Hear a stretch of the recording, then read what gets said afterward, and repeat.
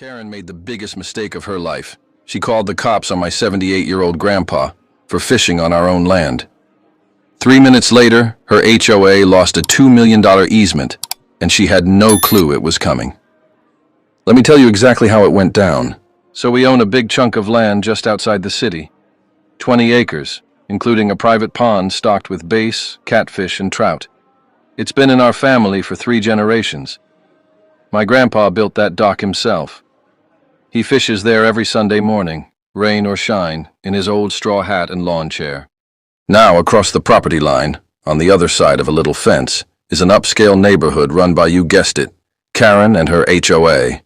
She hates that our land isn't part of their HOA. She's tried to get us to join the community and follow the guidelines more than once. We politely declined. Apparently, that triggered her inner tyrant. So one morning I'm sipping coffee on the porch when I see her storming down the hill from her side, phone in one hand, HOA clipboard in the other.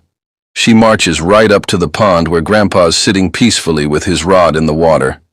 "You can't fish here," she screams. "This pond is under HOA jurisdiction. You're trespassing." He looked up and calmly said, "Ma'am, this land belongs to me. Been in the family since '79. Maybe check your GPS." But Karen didn't care. She calls 911 on the spot, saying there's an armed elderly man threatening her near community waters. I ran down there just as the sheriff pulled in, sirens and all. But guess what? This wasn't just any cop.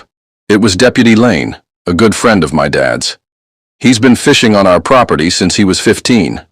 He asked Karen where the problem was, and she points to Grandpa and says, "That man has no right to be here." Lane just stared at her and said, "Ma'am, this pond is 100% private property. You've crossed his fence. If anything, you're the one trespassing." Karen went pale. And then came the best part.